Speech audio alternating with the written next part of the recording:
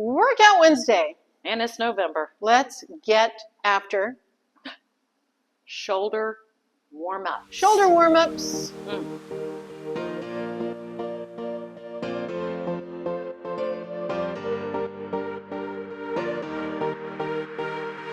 We got this little skeleton. Bones, we call them.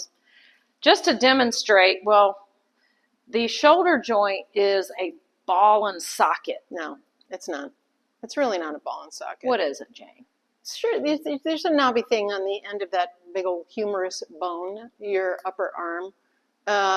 But the connection between your shoulder blade, the collarbone, the spine of your shoulder blade, which is a whole different bone, and your humerus, your arm bone, nothing particularly funny about that.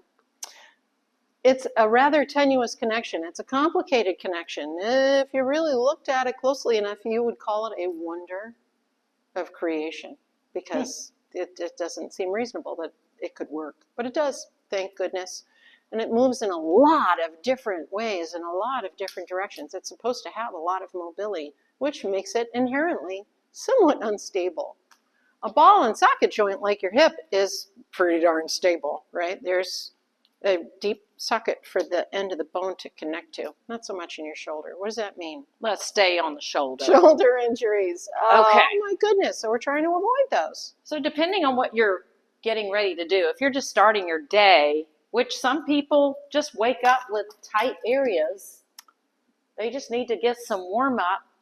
A little stretching, keep it moving instead of staying in one position for a long time. Circulation. Keeping things moving. If you're at the computer.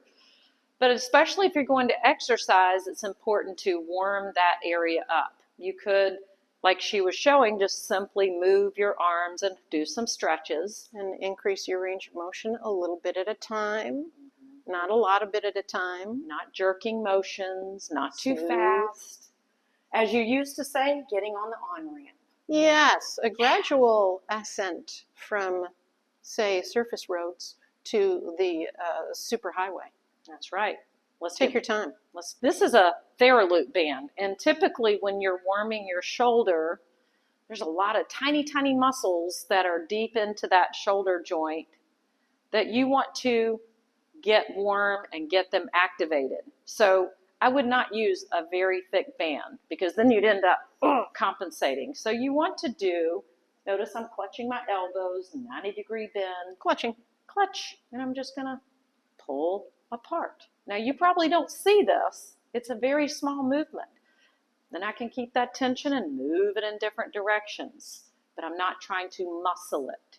I have a suggestion for any kind of a joint issue. Anytime you bring your awareness to your joints, you want to bring your awareness to your hydration. A well-hydrated body puts more lubrication in your joints. It's sort of like oil can. Yeah, that's a really good point. Okay, so one of my favorite shoulder warm-up series is using a dowel. Tailbone, shoulder blades, back of the head on the wall. Getting your elbows back and your wrists back as close to the wall as you can, and just going through this bit of a range of motion. If that doesn't feel so great to you, try stabbing your palm with your dowel. Hold the middle of the dowel with the other hand. You can do this with a golf club too, by the way, or a broomstick handle. And push the stabbed palm away from you toward the wall. Did you say golf club? I said golf club. This is a great golf warm-up. This is a really good thing to help with This is really great for that big swing. Yeah. And you'll notice there's a big difference sometimes between the shoulders, and that's another good point where you're holding the dowel, the tighter shoulder, will need to be guided. Yeah.